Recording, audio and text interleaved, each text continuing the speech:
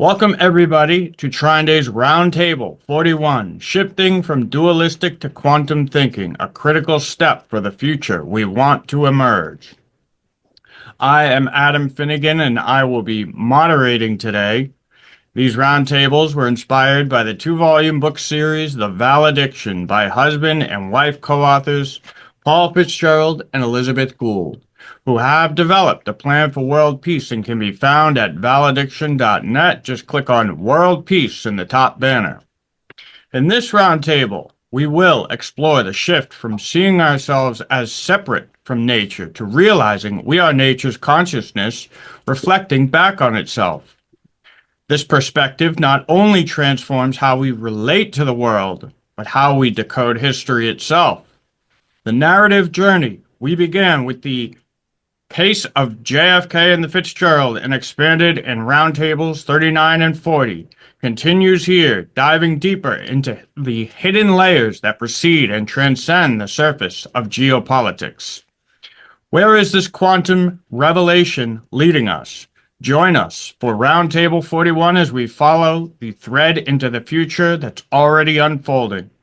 You will hear a couple presenters, and then we want everybody to participate with questions and suggestions on how to make peace the foundation for life on this planet. But before that, first I'd like to introduce our host and his introductory remarks. So here's our host, Chris Milligan.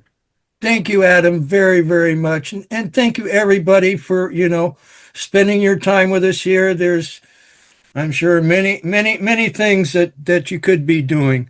Now, I'm going to start this off, as I normally do, with some words from Mr. Kennedy and then some other remarks. But I'm going to start off with this was his last scheduled speech, really, before his assassination. It was in October of '63 at Amherst College. And this is just a part of it here.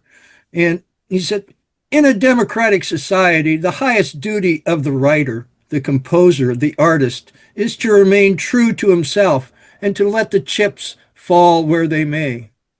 In serving his vision of the truth, the artist best serves his nation, and the nation which disdains the mission of art invites the fate of Robert Frost's hired man, the fate of having nothing to look backward to with pride and nothing to look forward to with hope.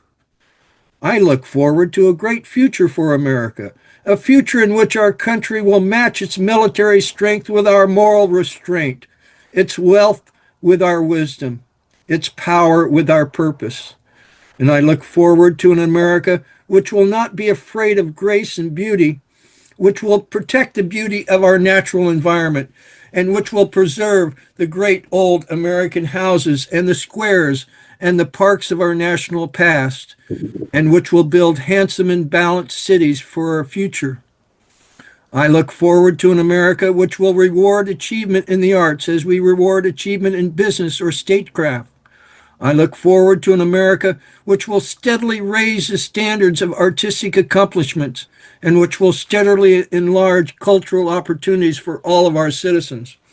And I will look forward to an America which commands respect throughout the world, not only for its strength, but for its civilization as well. And I look forward to a world which will be safe not only for democracy and diversity, but also for personal distinction. And now just a little bit from Robert Frost, from that Death of the Hired Man. Part of a moon was falling down the west, dragging the whole sky with it to the hills. Its light poured softly in her lap. She saw it and spread her apron to it. She put out her hand among the harp-like morning glory strings, taut with the dew from the garden bed to the eaves, as if she played unheard some tenderness that wrought on him beside her in the night. Warren, she said, he has come home to die. You needn't be afraid he'll leave you this time. And now I'm going to read a poem by Molly Day Thatcher Kazan. She was married to Elia Kazan, the director. And she wrote this in Thanksgiving of 1963. He was respectful of our heritage. He is now a part of it. He affirmed our future. Our future is more hopeful because of his work, but our future is not safe nor sure. He kept telling us that. This is a very dangerous and uncertain world. I quote, he said that yesterday. We were privileged to see him on the worst day till yesterday, the Bay of Pigs Day. And we marveled at his coolth and style, and we were amazed at an air that plainly was habitual, of modesty or even diffidence. It felt good to have a president who said, it was my fault, and we went from there.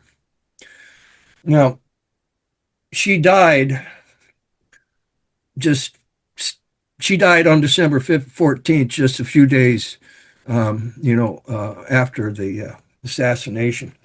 Now, we've been delving into some subjects here, and I'd like to talk a little bit about secret societies because they've had an enormous influence on our country and our life.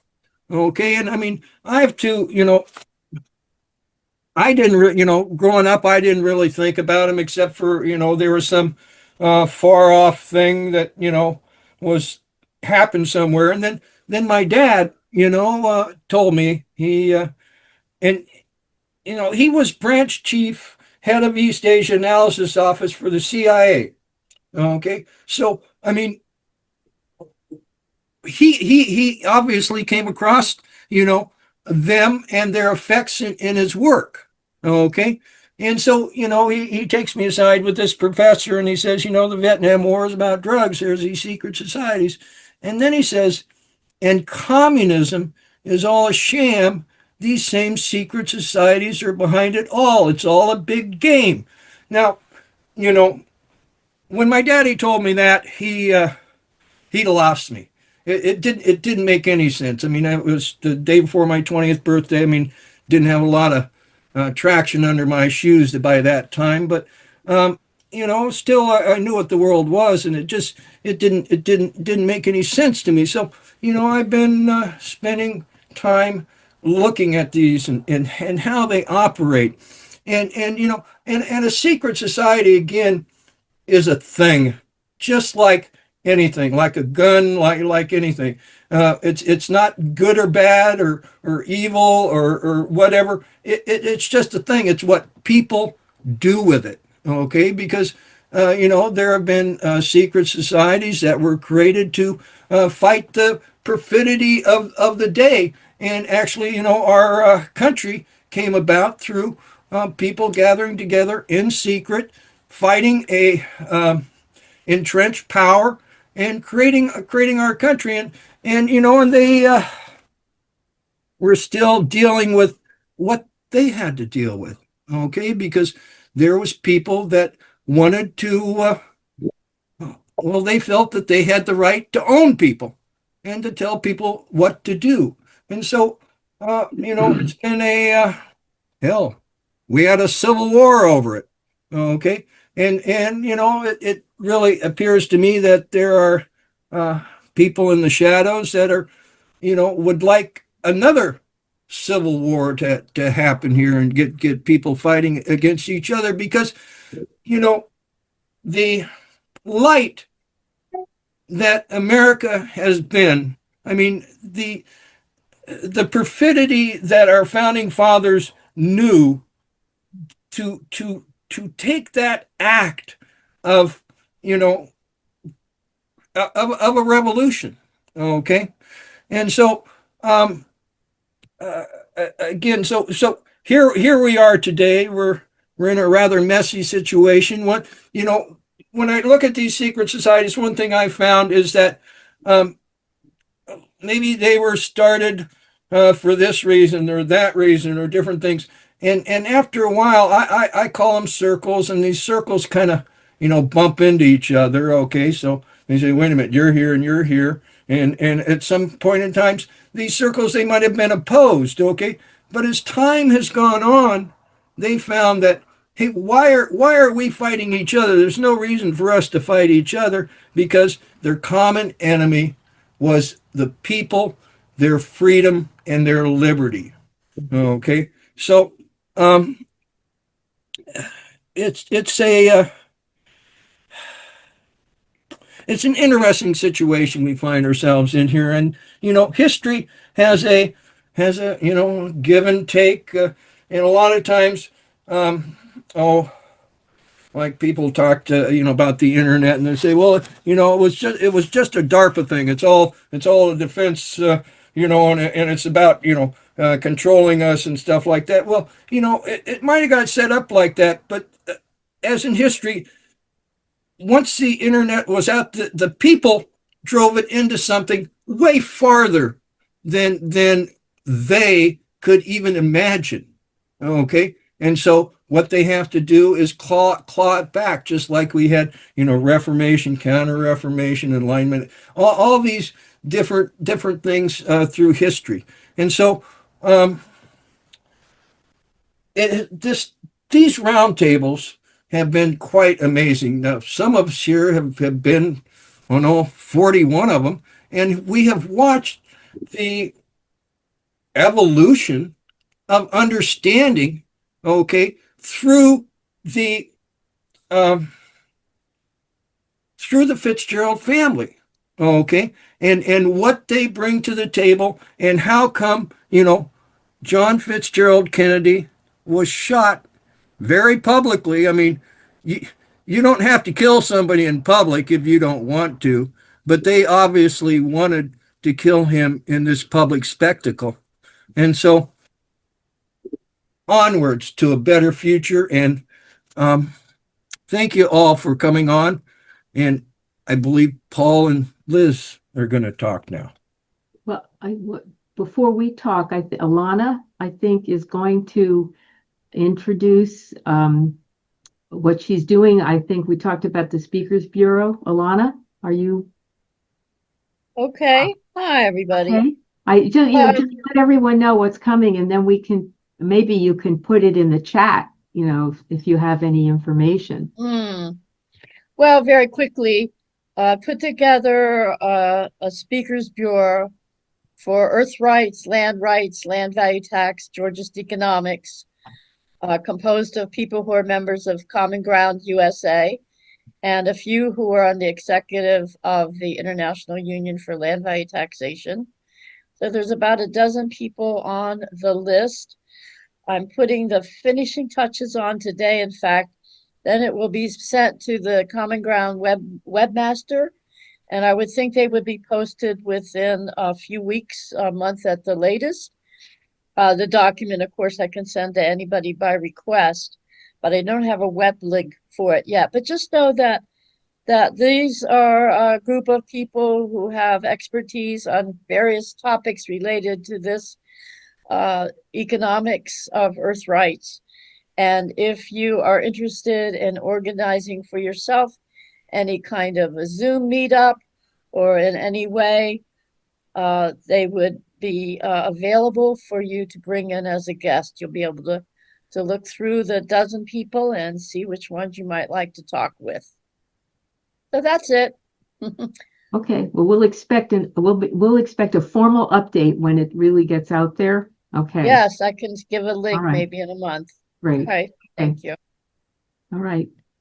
Liz? Paul, take it away. Take it away. All right. Well, I'm going to continue with our preview of Valediction Book 3, and I think there are things that have been happening. Interestingly enough, it's like when you start, you're on the right track when you start asking questions, and the questions start to answer you back, and that's kind of been happening with the people we've been encountering, and the information we've been getting. It's been opening up, and so today I'm going to start with this.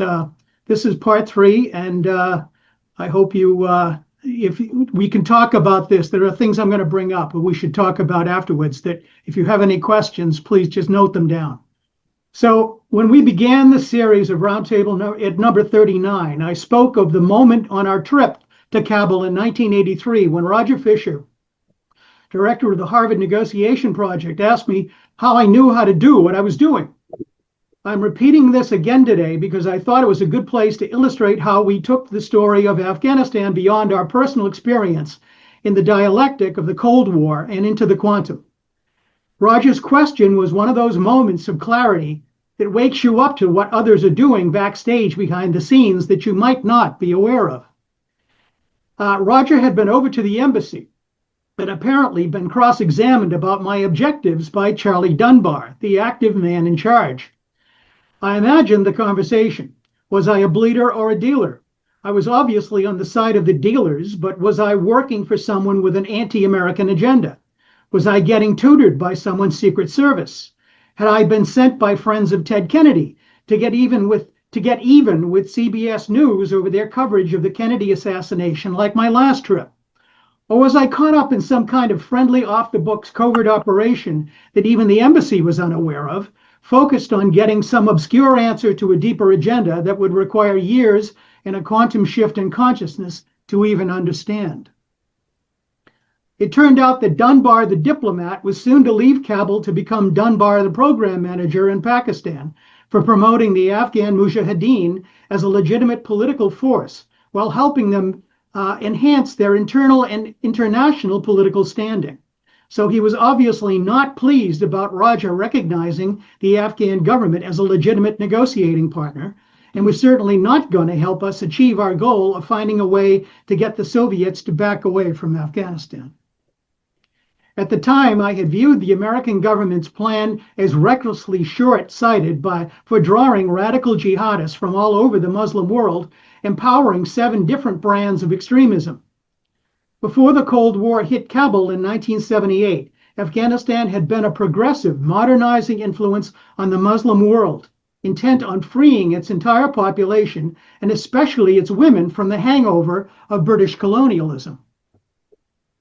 We knew the day would come when the US would pay for bringing a holy jihad out of nowhere to Afghanistan. But I had yet to see there was a long-held program that went back centuries being put into action, lay at the foundation beneath it. Over the years, Roger's question has triggered a lot of thought about the Hegelian dialectic and its control over what we think of as reality. In their obsession with the Soviets, at the time of our visit, the State Department knew almost nothing about motivations of the Afghan government, nor under Cold War rules did they care, thanks to the British Empire. 2/3 of Pakistan sat on what some 80 years before had long been Afghan tribal homelands, and that the Afghan government considered Pakistan to be the occupiers and not the Soviets. Afghanistan was a complicated place, having served as the playground for Britain's 19th century great game of empires, and then been resurrected as the self-fulfilling prophecy of Russia's Vietnam. America's neoconservative elite had used Afghanistan to steer American foreign policy against détente and nuclear arms control, and then moved on in succeeding years to take over all of American decision-making regarding the Soviet Union. For those unfamiliar with the catastrophic politics of the 1970s, the 200th anniversary of the United States in 1976 was a pivotal event in more than name only. Given the humiliation of Watergate, the Church Committee's exposure of CIA assassinations and coups d'etat, and loss of the Vietnam War in 1975, a change of leadership was offered to the American public, and that occurred with the presidency of James Earl Carter.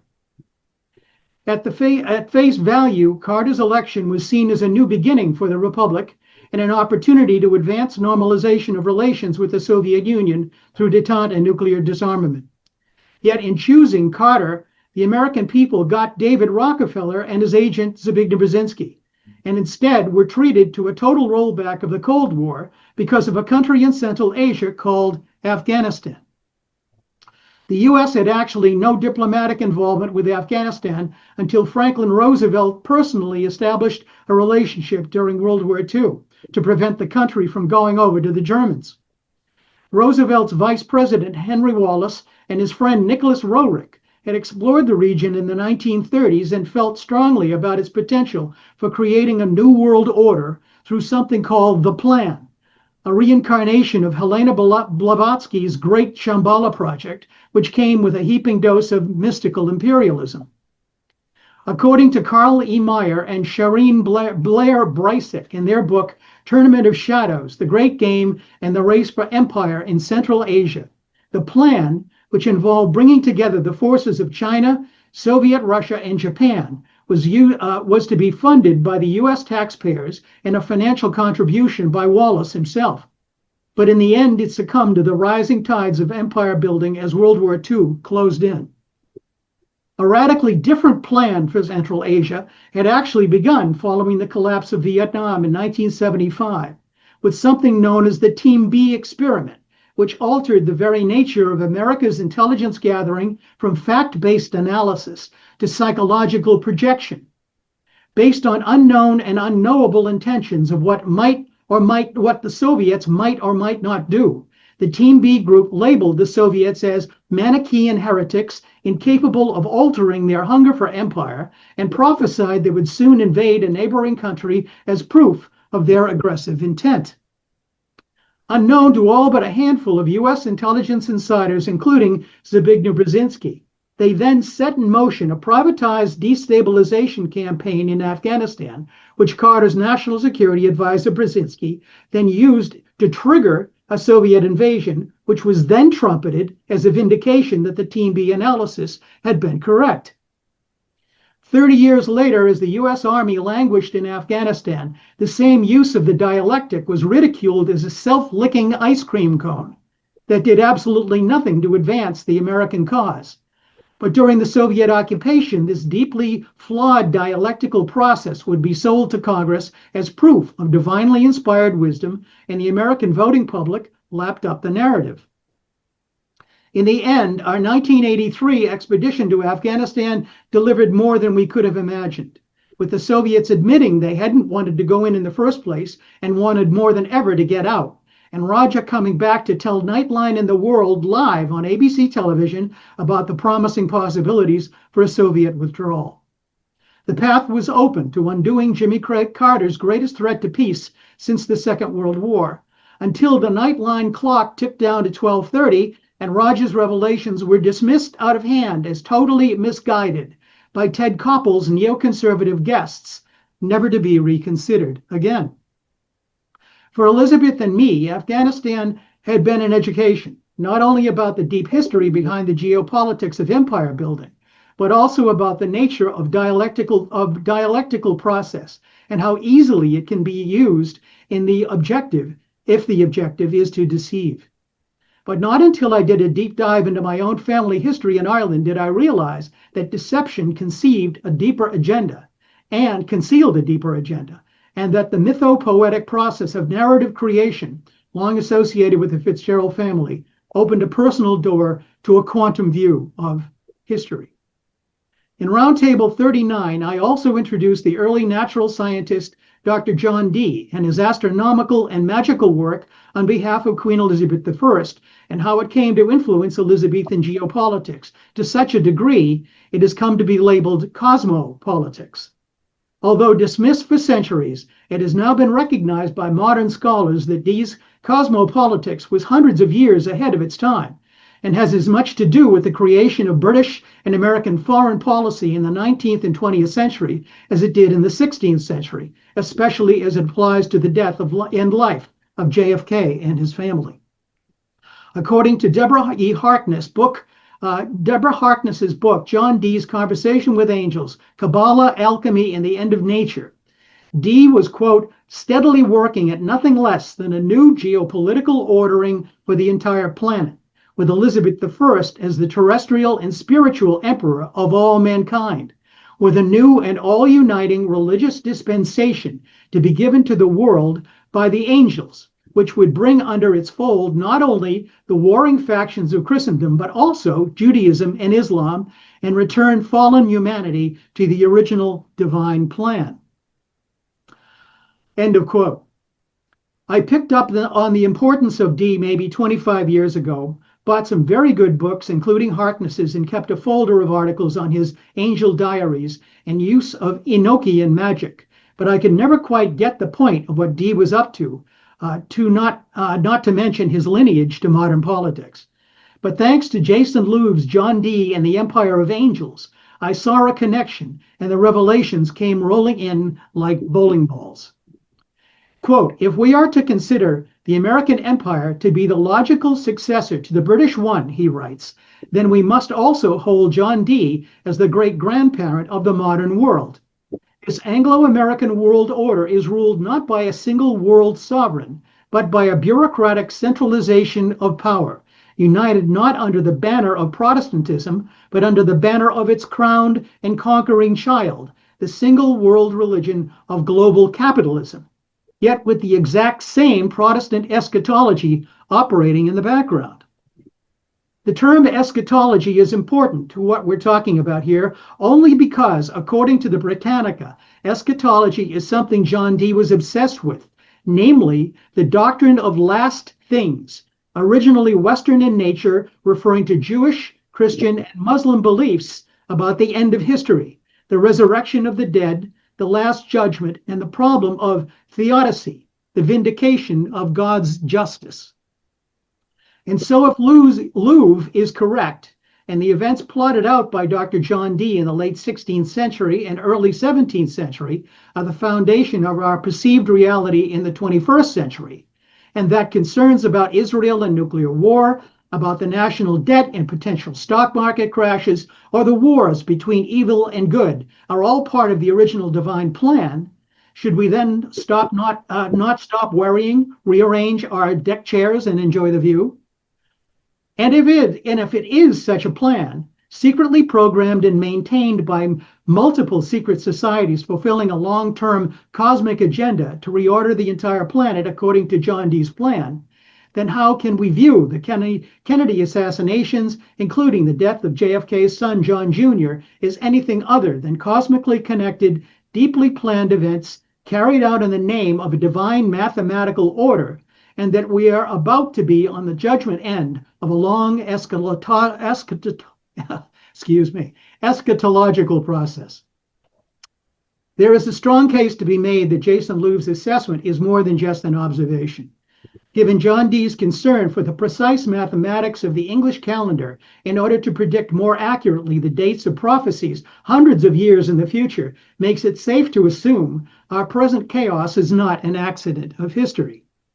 His obsession in 1583 with the accuracy of the calendar reform and the importance of subtracting 11 days from the Gregorian calendar instead of 10, which transformed the death day of the Earl of Desmond from November 10th to the 22nd, conforms to the Vatican papal bull condemning the Knights Templar on that same date in 1307.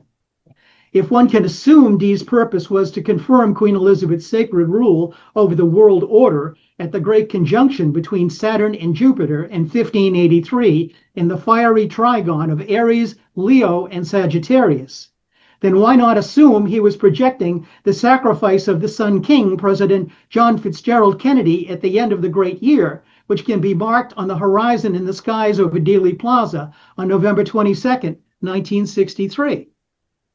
If then the answer is yes, we can see how the West and its policies were indebted to Dee and his magical foreign policy, and how it came to form the foundation of the Enlightenment and American thinking. Louvre sees the progression of Dee's magical legacy pass from Rosicrucianism to Freemasonry, from Freemasonry to Enlightenment, and from there to the creation of the United States, and then states that, quote, if geopolitics are a grand chessboard, as former National Security Advisor Zbigniew Brzezinski famously said, then the players are the angels, and they play multiple sides, end of quote.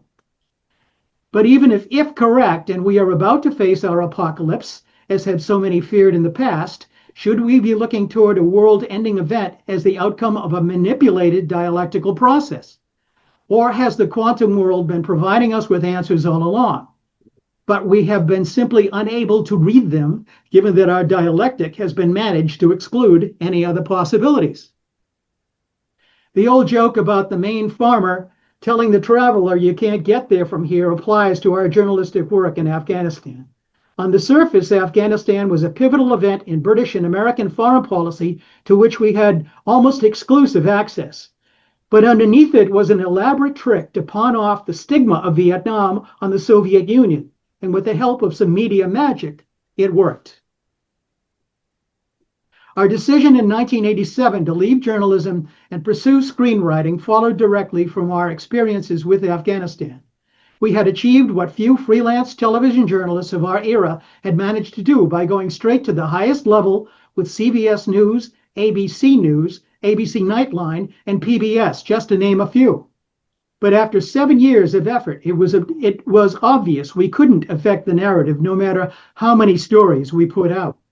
Even without the built-in bias, the format and time restrictions were simply too limited to tell an authentic story. If the truth had been manipulated from the beginning, which we knew it was, where then was the authentic narrative? Bit by bit, we were discovering that nobody really got the Afghan story unless you stepped out of the Cold War good versus evil dialectic. And we got a sampling of that one morning 8 years later in 1991 when our daughter awoke from a dream.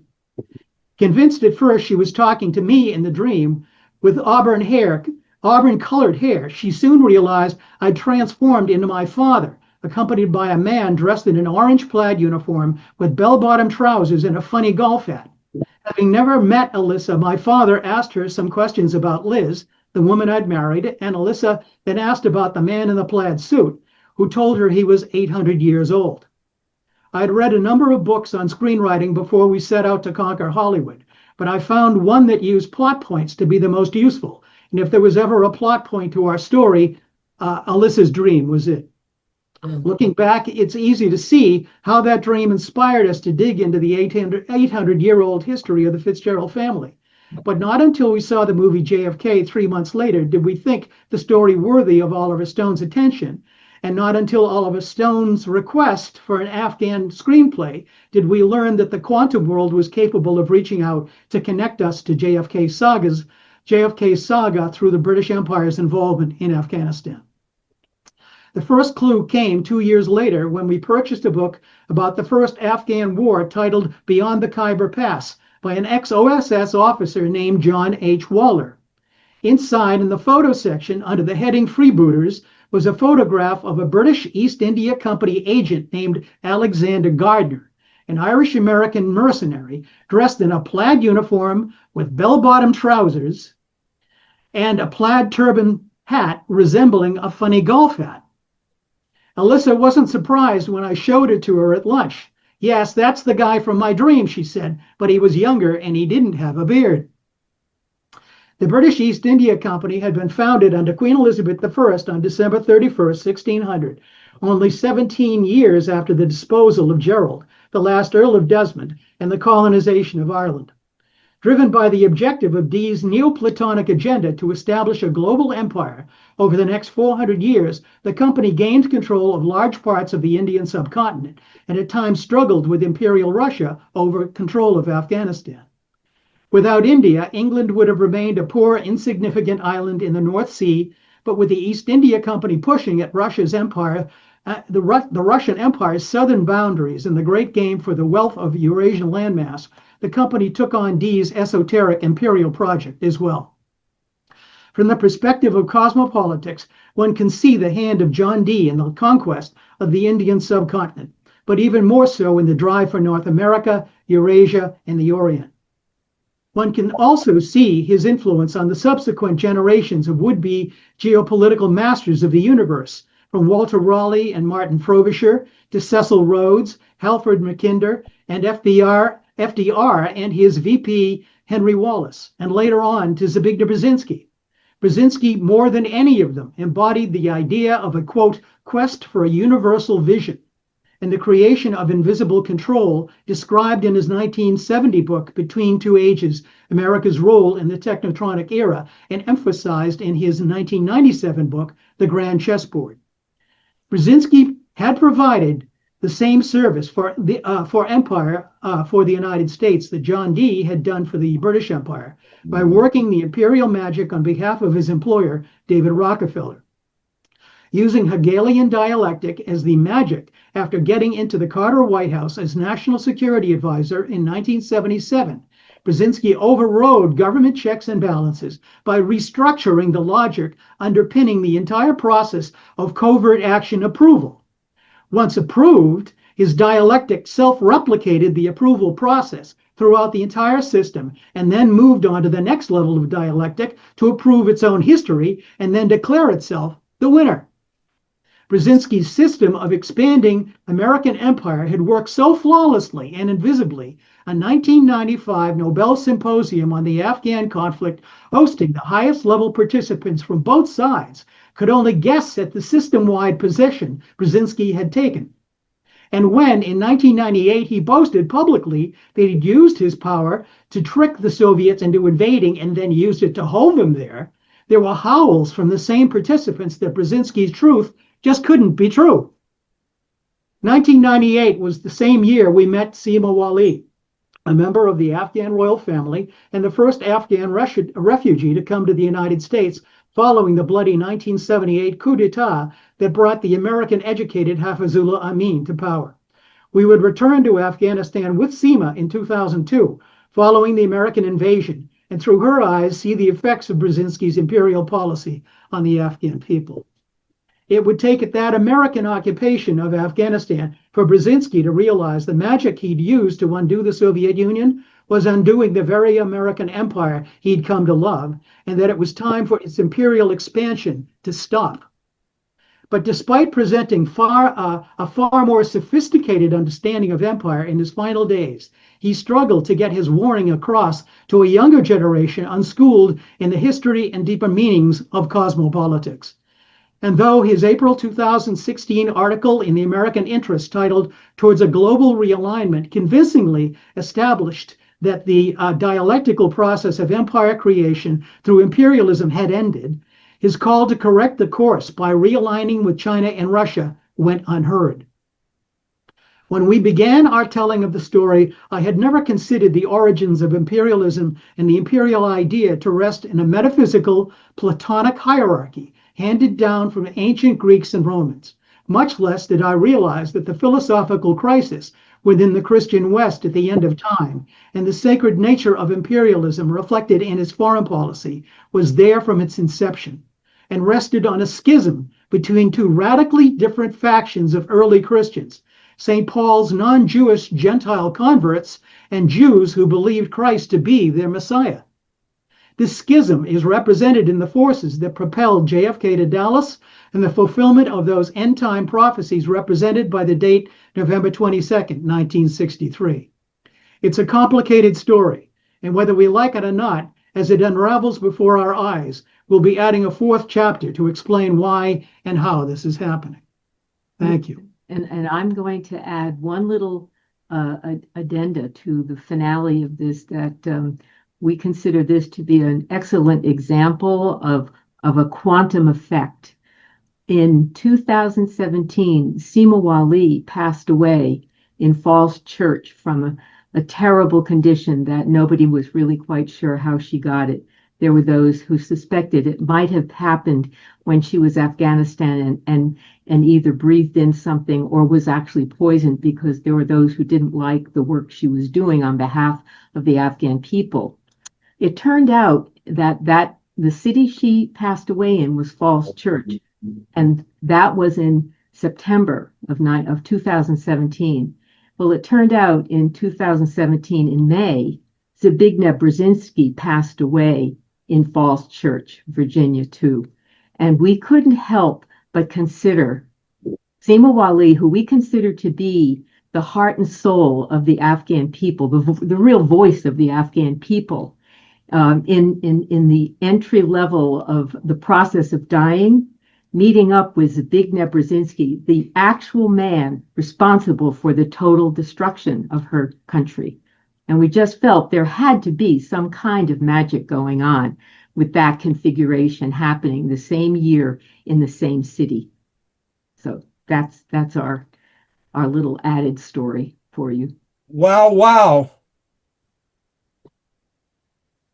So I'm sure there's nothing in there that you need to know any more about, right? I'm sure everybody's got that.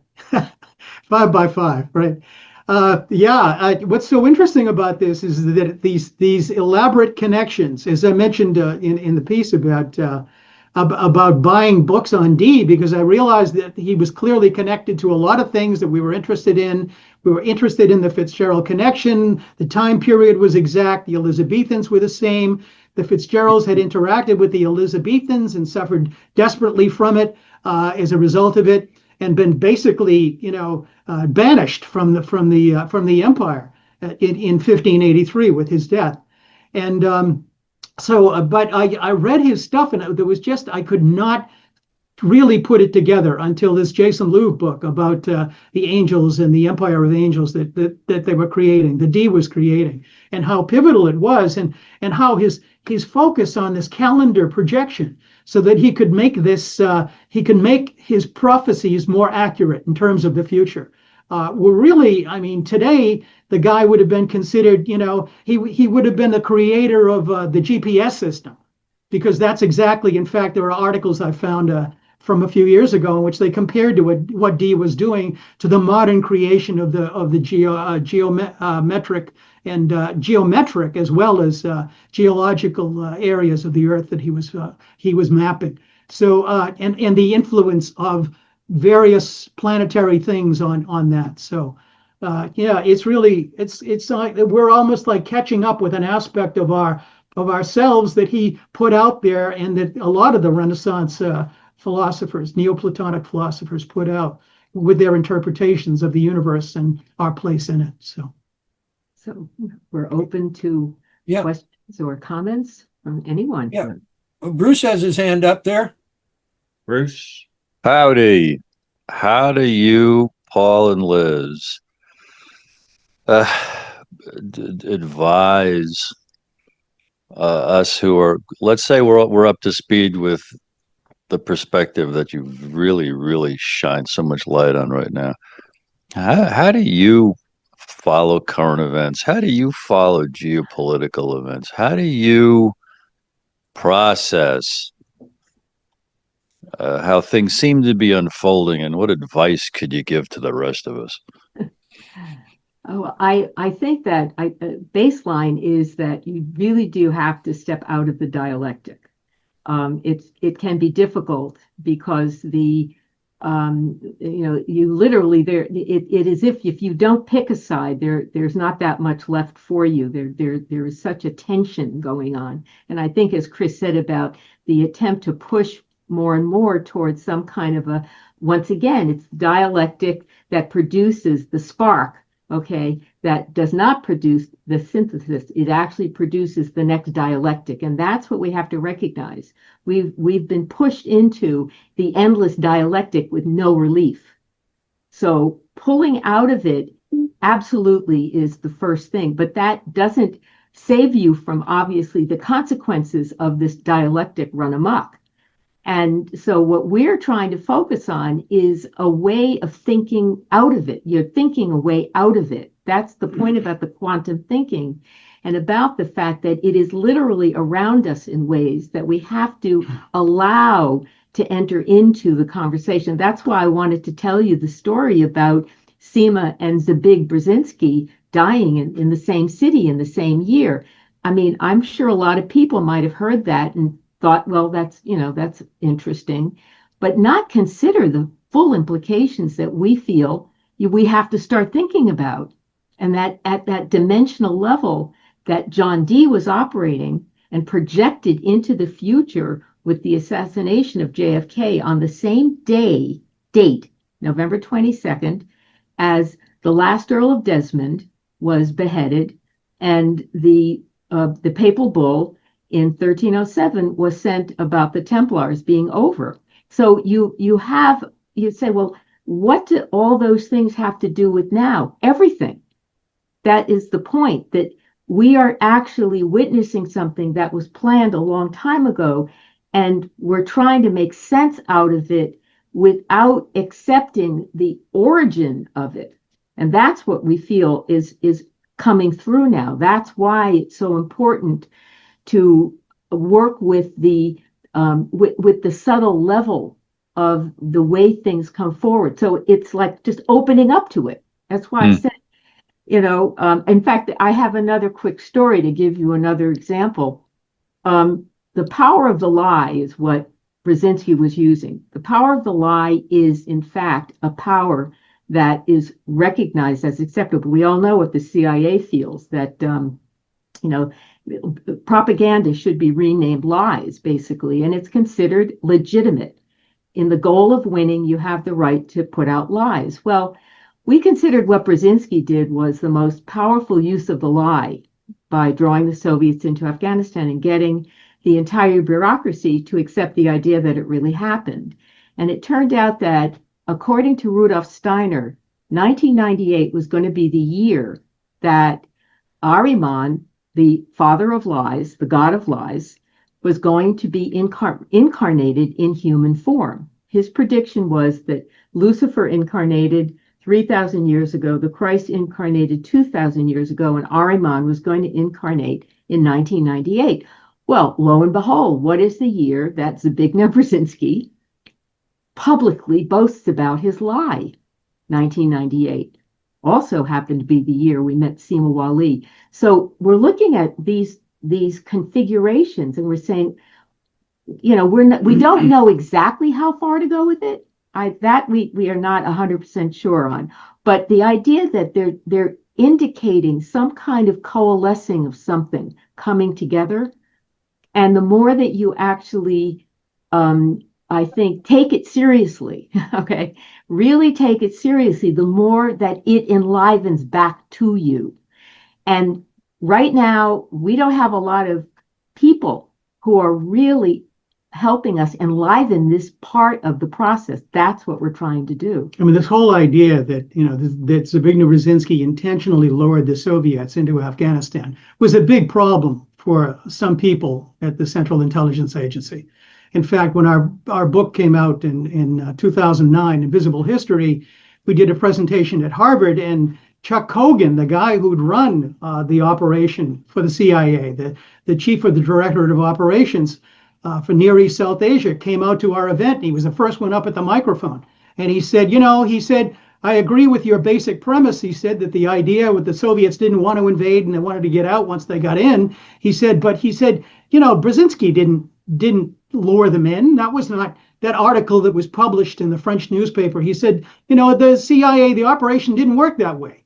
So we went back a few years later, and I said, Liz, we got to interview this guy. We got to talk to him. So I threw a lot of facts at him. He said, can I tell you something? He said, I finally got to meet Brzezinski, and I told him about that article, and I told him I didn't believe that article. And he said, guess what? He said, Brzezinski says to me, he said, yeah, it was true. He said, you didn't know what was going on over at Langley. He said, we were doing stuff at the National Security Council that you weren't allowed to hear about. So it's like, it was true. And so, I've got this guy who's the chief of the directorate of the operations that ran it for 5 years telling me that, that actually you're right. Your analysis was correct and mine was wrong. So, you get when you get shaken by that kind of reality, shock-a-boop, it's kind of like, okay, well, what else is real? What else is going on? So that's our platform, and when we look at these things, we say, look at, everybody has got their job. Everybody does their job. Everybody thinks what they're doing is the right thing to do at the time. It seemed like a good idea at the time, and they did it to the best of their ability. So when you get to a point where we're past that and you can't hold that ground any longer, would Custer still be holding the ground at the last stand if he knew what was going to happen there? I don't think so.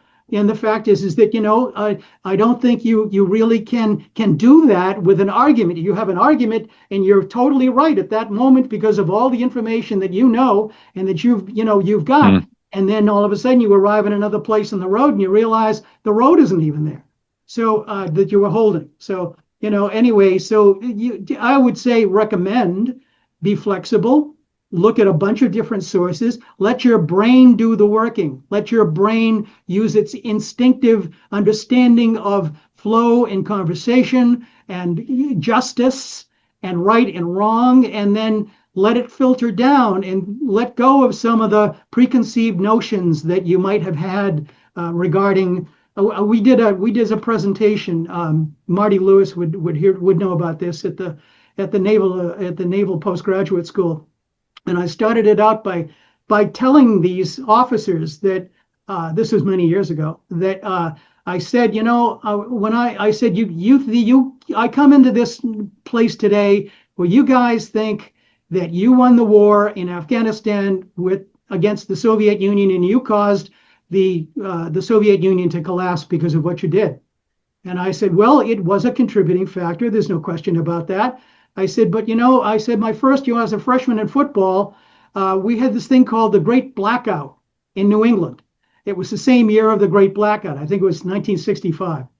And I said, what happened is that I said, there was a kid in the locker room after practice, and he was squirting the water at the lights, and the lights went out. So I said, he started to swing. Uh-oh. So he said, my mom's gonna kill me when she hears about this. So anyway, we all get dressed. We all hustle out of the locker room. We all get dressed. We go out, and all the lights all over town. The kid goes, "Oh no, my mom's really gonna kill me." So I mean, and I gave that as a presentation. Fortunately, I got a laugh out of it. But the fact is that we tend to want to involve ourselves in the moment in whatever way we can, and whatever we were doing. And this poor kid at that particular moment happened to be doing something he probably shouldn't have been doing. So the fact is that this is what you got to do. You got to step back and say, wait a minute, I don't think I did that. What is my place in this enormous story? What is my role in this? And not get upset about the fact that you didn't play the role that you thought you were playing. So at any rate. Thank you. We have also, thank you. And we have Joyce, if you want to unmute and share your question, or do you want me to read your question? I can do that either way. I'll thank you. I'll ask them. I did put them in the chat. First of all, Chris, your intro was fascinating, and Liz and Paul, this was an incredible presentation. I feel like it's pulling so much together. So I have two questions. One is definitely in the not quantum realm, and then the second in maybe the quantum. Could you elaborate a bit on Carter and David Rockefeller's relationship? I assume Brzezinski was part of that.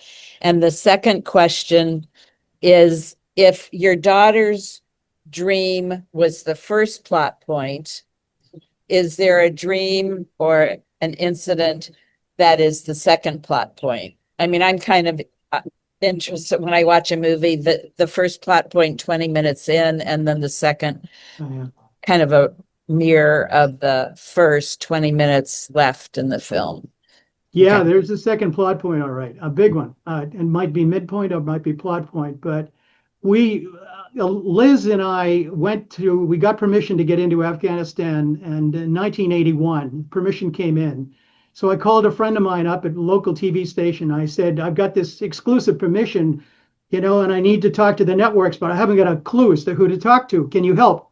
So she said, give me 15 minutes. Well, she called back in 5, and she said, they all want it. She said, but CBS News wants you in New York right now. And so they're willing to fly you down, both of you. Name your price, basically.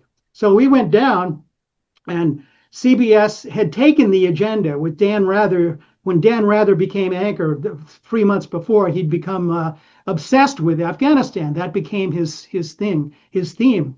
So anyway, the guy that we had to deal with was the foreign editor, a guy by the name of Peter Larkin. He was also a local New England guy. He was from the next town over from me, and so we probably, had gone to the same schools. We'd had a lot of the same background education, knew a lot of the same people. He was older than me, but the fact is that there was a tradition there in an area, this small area right here in New England, north of Boston. So at any rate, before I get on the plane, he says to me, if you're doing this to get Dan, I'll get you. So that was my farewell from CBS News to leave for Afghanistan. I get back from Afghanistan. We do all the shooting with our crew. I presented to Liz, by the way, couldn't go because of our daughter, Alyssa. She was 5 months pregnant at the time, and we decided that it was not the best idea for her to go with us on this particular trip because there were just too many unknowns. So at any rate, this is the most incredible thing about it. So anyway, come back. Peter Larkin says, okay, you did it. You did what I was told. You did what you told me you were going to do. Blah blah blah. They do a 7-minute news story on the CBS Evening News with Dan Rather. And so a couple of years later, we take Roger Fisher back in 1983. We go back to Peter Larkin to tell him what we got with Roger Fisher. We have this amazing story that we're going to talk the Soviets out of going back to Afghanistan. Some Soviets had already talked to Roger about getting out. How do they get out? We're going to go back. We're going to unravel this greatest threat to peace since World War II. And Peter Larkin says, I'm not really interested in that. He just sent some other guy. He had another freelance guy sitting there in Kabul who had they did 5 days of Afghanistan. Kabul under the gun, under the Soviet gun. So we get to Kabul. We talked to this guy. We talked to these local. They were Quakers. Quakers. We went to the Sunday brunch at the U.S. Embassy residence. We got invited to dinner. So we're sitting there talking to these people. And he said, "Where are all the Soviets that this guy from CBS said were here? That did this huge? They did 5 nights with Dan Rather about all the Soviets climbing the lamppost." So he goes, "Oh, that guy." He said he was hanging around for 3 months waiting for this something to happen. There was nothing going on. And he said, and then the Soviets in March April do their yearly troop rotation. They bring all the troops from the south through Kabul and all the troops from the north that are replacing him. So they had this huge traffic jam. He said you'd think they'd know better than to put them all together at the same place at the same time, but they do it once a year. So it's a once a year event. That's why there's nobody here now. They came and they went. So anyway, we got back to New York, and I called him back up, and I said, he called us up actually, and he said, "What did you do?" He wasn't interested in our story. He says, "What did you do?" I said, "We did an ABC Nightline." So anyway, he says, "Well, I'll call over and I'll get it." So anyway, we never heard again. We never heard again from Peter Larkin. Okay, so 2011, our book came out. Alyssa had gone off. She was living in San Francisco for a while, and her cousin said, "Can you help this friend of mine who's moving from New York to San Francisco?" So Alyssa helped her out. She introduced her to the city. She took her stuff. She housed it for a month or so while she got her apartment straightened out and everything else. So she said, "My friend from San Francisco is coming to visit the Christmas party tonight, 2011." So she said, and so Liz says, "What's her name?" She says, "Larkin." So anyway, and she said her father used to work for CBS News. So anyway, long story short, 7:00, Peter Larkin walks in the door, our annual Christmas party, and there he is once again as a guest of Alyssa. As a guest of Alyssa, and he said, "I can't believe that I met Alyssa in utero." That was in 1981. That actually was when I realized that was the most important thing to him. It had nothing to do with our work with him in Afghanistan at all. He was so excited that he met Alyssa in utero. He adored her because she was so helpful to his daughter. He literally came up to me at the end of the party, and he was like holding my hand and just giddy over that.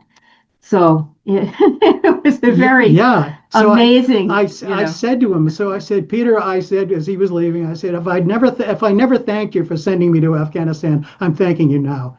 So he said, if I never thanked you for going to Afghanistan, I'm thanking you now. So it was a really interesting, the plot points. But once again, Alyssa's so unbelievably amazing with her. She keeps getting connected to Afghans. Yeah, we have two people. Unreal. Yes. Okay. So it weaves through. That's fascinating. It'd be even better if the party were on Larkin Street in San Francisco. I'll follow up on the other question later, but I'll let somebody else. Okay. All right. Well, I guess Ruth, do you want to go next, and then we'll get to Carol? Mute. Mute. Ruth. You gotta unmute. Okay, so can you hear me now? Yeah. Okay. Yes. What I have is a perspective that I just want to put forward. I don't know how to phrase it as a question, but it actually is a question, and I'd like comment about it. And what I was noticing was that when we talk about John Dee, you're talking about somebody who's really studied a certain kind of magic that's really about quantum physics. And it's understanding the powers of quantum physics and the connectedness of mind, and understands how to manipulate it in a way that is about accumulation of power. And so this is a quantum physics knowledge. So I'm looking at all these religions and all these ways that society and education and religion has actually suppressed the knowledge of quantum physics. You know, they've taken away witchcraft from women, and they took away herbology, and they took away all of these healing rituals. These became these things that would be punished very profoundly. And so people wound up being very ignorant of that knowledge within themselves. Now, I'm looking at the story that you're bringing forward, and part of its educating, it's a story about the actualization of quantum connections throughout history that have been used by people that understand the power of quantum physics and how to really interface with intention, with universal consciousness to make things happen.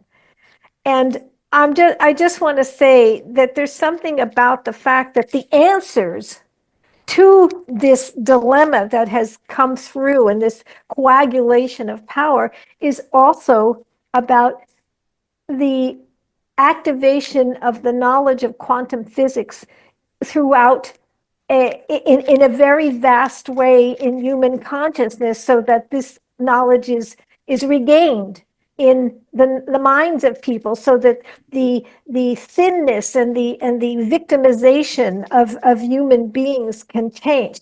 These are my comments, and I don't know how to put that into a question. Well, I would suggest that first of all, shutting off these this access to the mystical. I think that that definitely is part of the secret society, and the religious agendas definitely, I think, needed to separate people from it so they could have total control of it. I do think that their tendency to want to control, that makes perfect sense. But I think that's what our point is. I said, once you activate it, it may be a little rusty, but it's going to get going. I mean, it's there. It's just simply there. It isn't gone at all. But it's the way you're thinking, and I think once you begin to let it literally, integrate into your thinking, it's like, I think it's like a bad habit that you are used to something, and now you want to change that bad habit, and the bad habit is that you've been shut off from it, but I don't think it's going to be very difficult to activate it. That's my point. I think it's I find it particularly hard. interesting. This one It's says, particularly hard in the United States, I think, in Western culture, because of the emphasis on youth and of vitality and all this wonderful stuff, without any real appreciation of maturity and getting the broader picture. So we've got a number of kind of walls that have to be overcome in terms of our cultural training and our constant reinforcement that we're not supposed to be doing stuff, that we are naturally capable of doing. So well, it's all part of the propaganda to basically, I find it interesting. I think we'd be too good. I think that's why, that's why we've been told not to use it. Right, but I think it's like fighting fire with fire. It's like fighting quantum consciousness with quantum consciousness. I'm just looking at this Right. thing, and I'm realizing this. Well, think about what we just showed you with the example of John Dee and Brzezinski. You've got two individuals, each in their own historical moment, using this mystical power for the purpose of their imperial, the imperial agenda they worked for.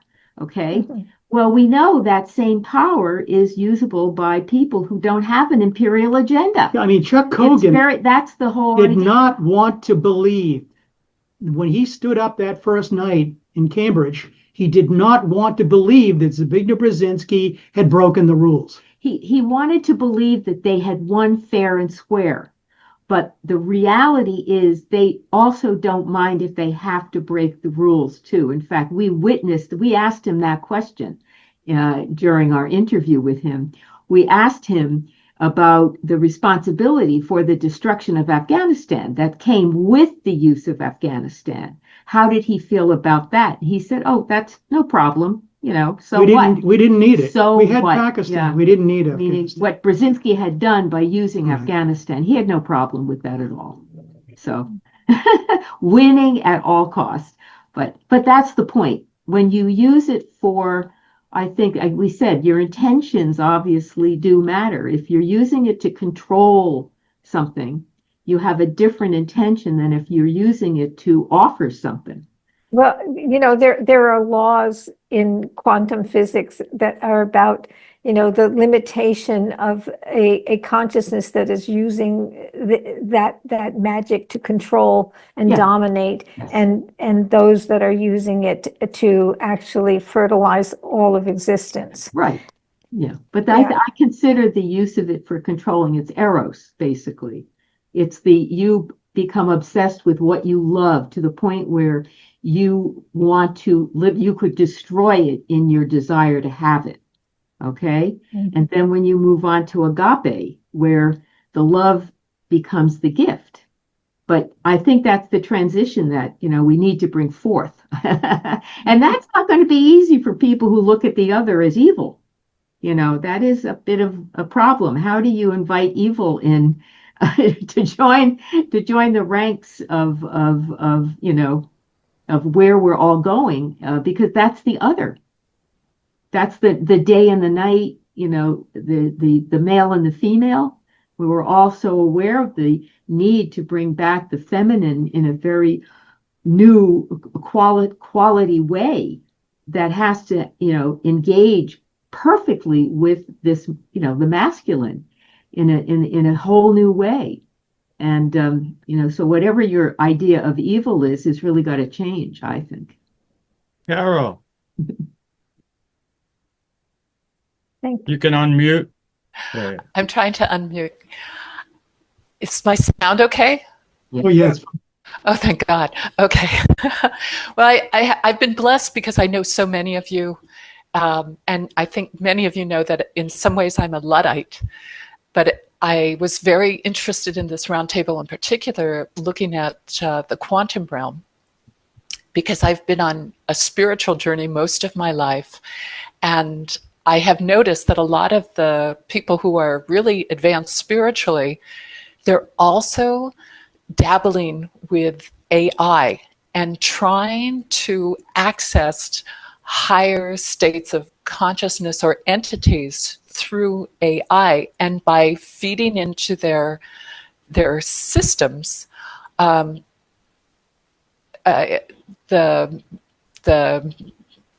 architecture of spiritual reality, drawing from all the different religions and insights that have from across cultures over thousands of years, and what they are discovering is that they are actually able to come in contact with some very higher states of consciousness, which will answer some profound questions which normal AI can't touch, can't deal with.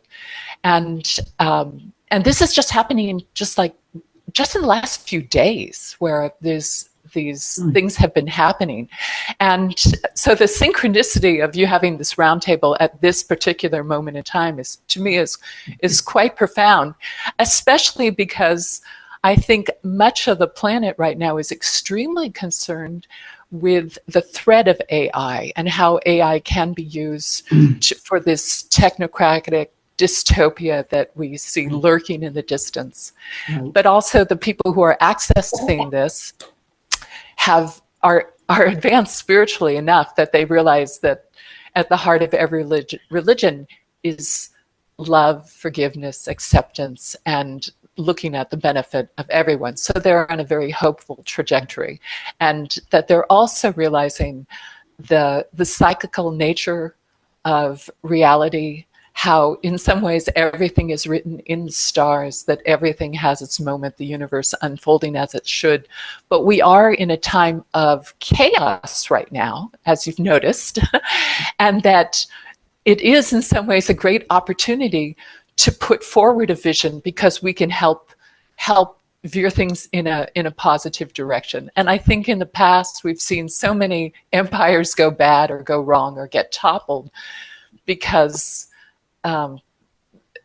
humanity hasn't been quite ready enough, or has been thwarted by the short-sightedness of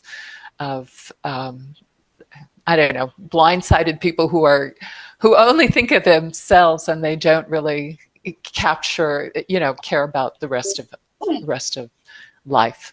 But I thank you so much for delving into this topic right now. Yeah, no, I think timely. the particular point you make about AI, this is clearly the bottom line, is that whatever is created, okay, the way it can, and anything can be used for good or bad. It's not just AI. I think, in fact, I get very upset when I see this explanation. They're going to take over the world and humans won't be needed. That's this globalist nonsense that they don't know what they're talking about. They really don't know what they're talking about. That AI, it's like telling me that my table and my oak table in my kitchen is going to start taking over my house. These things are not. It can be chopped up and used as a weapon against me, or there are ways it could be used to harm me. Am I supposed to be worried about my table because it could be used to harm me? So we've got to, I think, to distinguish between animate and inanimate objects. The fact is that my oak table once was a tree, it once was living, but it isn't now living in the same way. And I think that we have to look at the technology in that inanimate step. So I think it's an ally.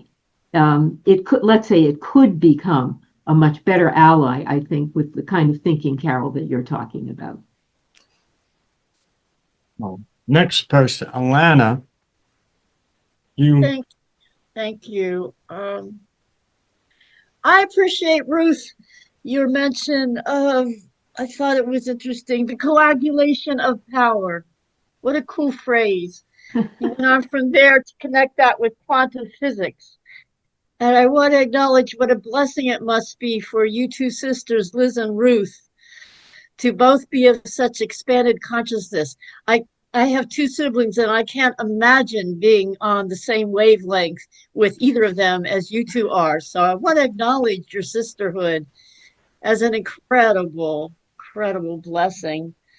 And so as the conversation proceeded with the coagulation of power, quantum physics, AI, and conscious intent, I'm sure I share with all of you a sense of lifetime guidance, soul guidance, spirit guidance, call it what you will, soul purpose.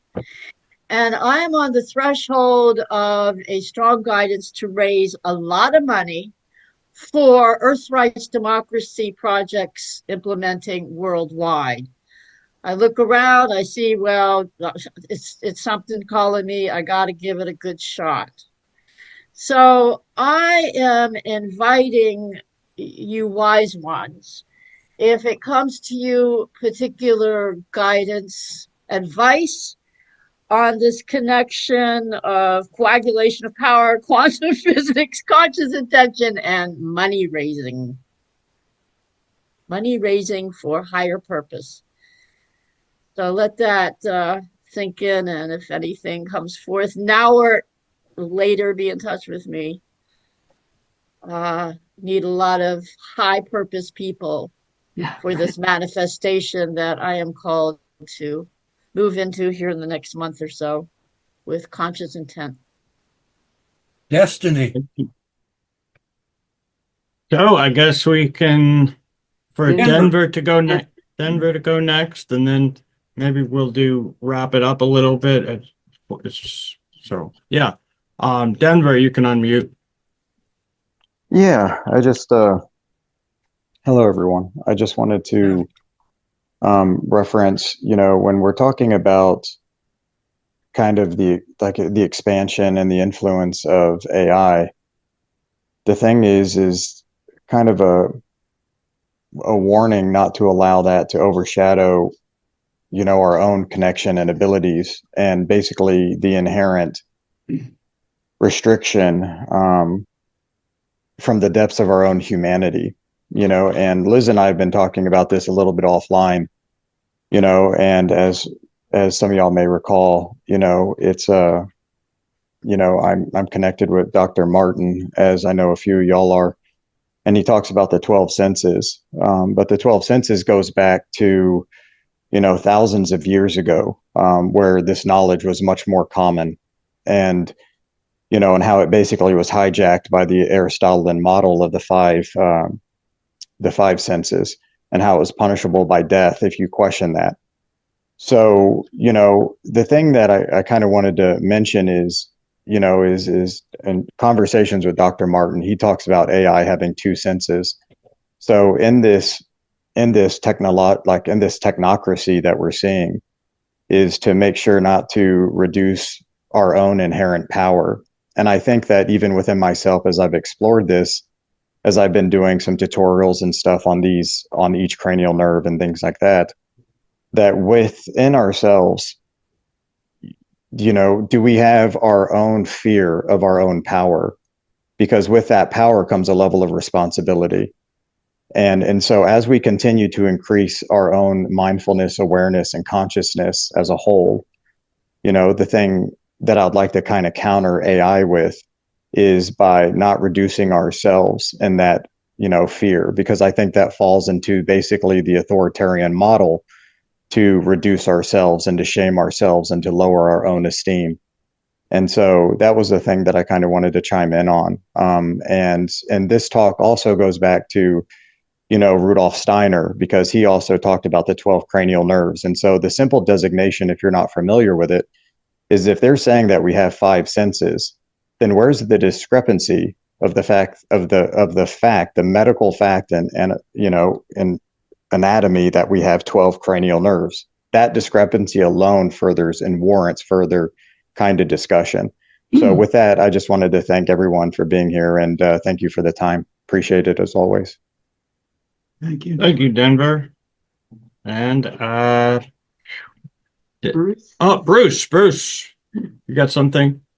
Denver, what do you know or imagine is the best speculation about what those other 7 cranial nerves might have been used for?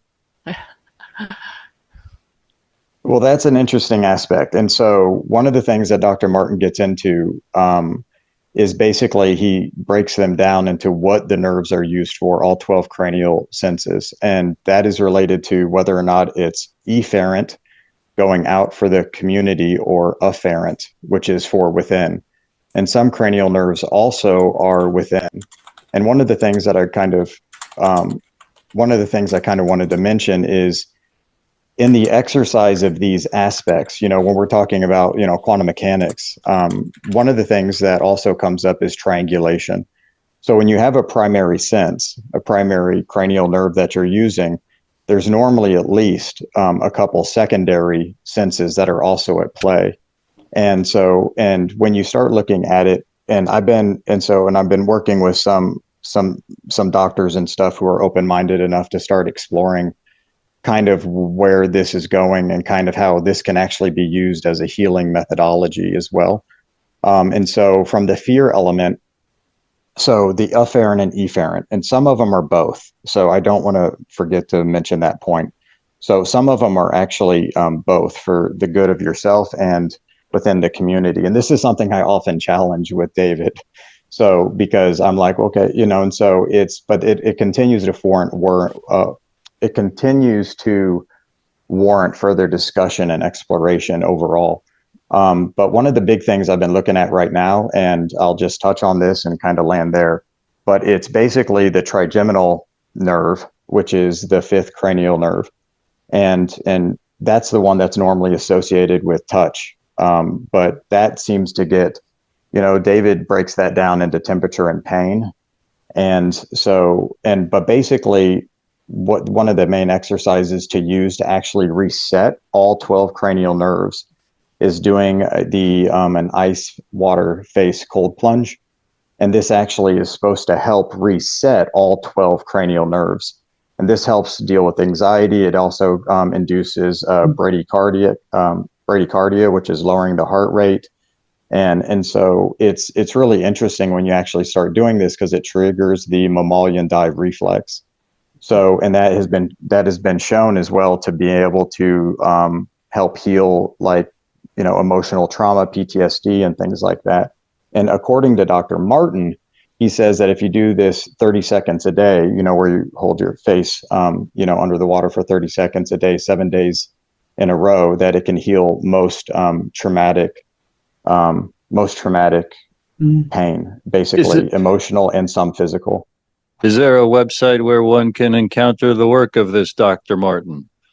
Yes. If you go to fullylive.world, that's where he talks about the 12 senses, and he's still doing the workshops. His next one's in July. I think it's filled up. But the other thing too is I do X spaces every week, and I normally do them Monday at 7 p.m. where I'm actually going through the cranial nerves. And so my X account is at Denver Haslam, just my name. And all of the ones I've done are recorded where I've been going through the workshop. And so we post stuff in the thread. So if you just go to where the recording is if you go and click on the purple pill or the conversation pill, you can actually see different diagrams and some suggestions and things like that. But Thank you. But it's really powerful, and I'm digging deeper down into it. So anyways, well, thank you. Appreciate you, Bruce. Thank you. Thank you. And did Mary have her hand up? No? Okay. And so Liz and Paul, do you have any last words you want to conclude this with?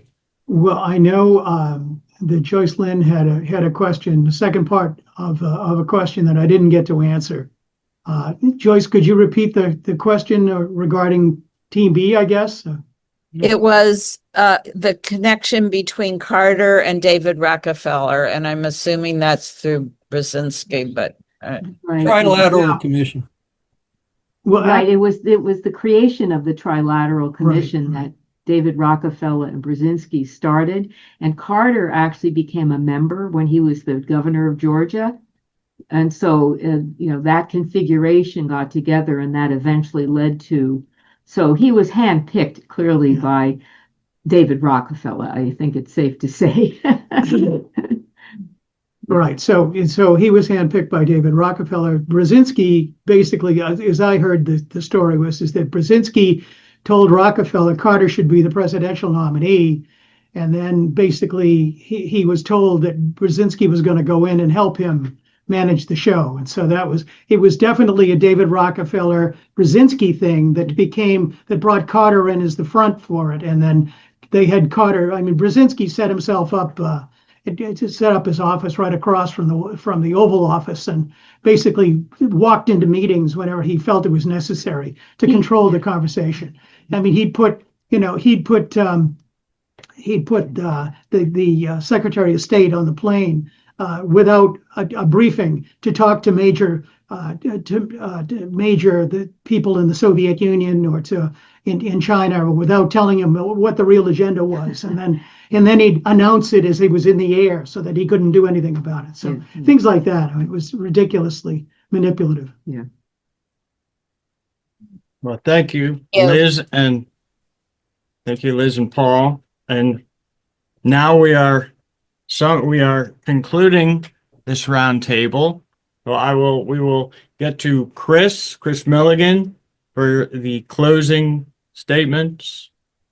Thank you, Adam, very much. And again, thank everybody for, spending your time with us. You could have been doing something else, but, we're all together on this blue ball spinning through space. And, hopefully, at some point in time, we'll all learn to get along. And just a little comment about AI. I find it to be wrong a lot of times, even on simple things sometimes. So, I asked it about JFK speeches in Bible, and it sent me to a peace speech in Kansas that never happened. But I've got a speech here from Kennedy. This was actually before he was elected, and it's been my contention for quite some time that the ducks, put in a row for the Kennedy assassination started way before he was elected, because they needed to have him there, so he was driving in Dallas on 11/22. Okay, and so here. This is from a speech in Kansas on 10/22, 1960. This is a great country, but this country cannot move forward unless the people of this country will make a decision for progress on November 8th. The kind of decision which they made in November of 1948 and November of 1932 and November of 1912. The decision to pick themselves up and start along the road of motion, of vigor. Mr. Nixon suggests that everything that could be done is being done. He says our prestige is so high, he runs on the slogan, "We never had it so good." What kind of leadership can that party and that candidate give in the changing years of the 1960s if he cannot read the map of the world and see our dangers and see our opportunities?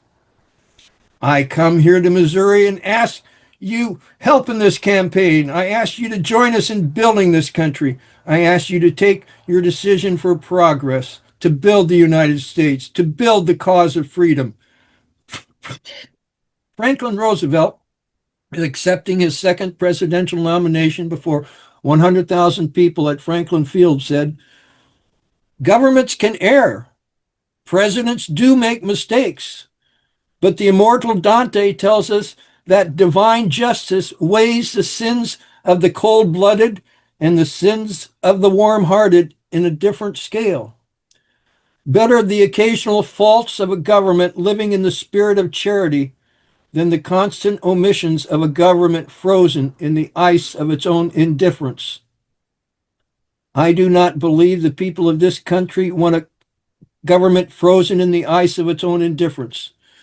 I think they're going to choose the kind of government identified with the names of Truman and Symington and whatnot. 100 years ago in the campaign of 1860, Lincoln wrote to a friend, "I know there is a God, and I know he hates injustice.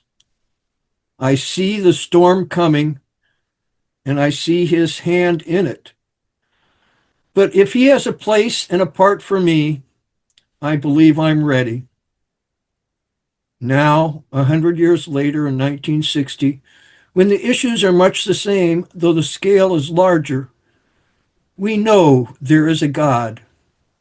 We know he hates injustice. We see the storm coming, and we know his hand is in it.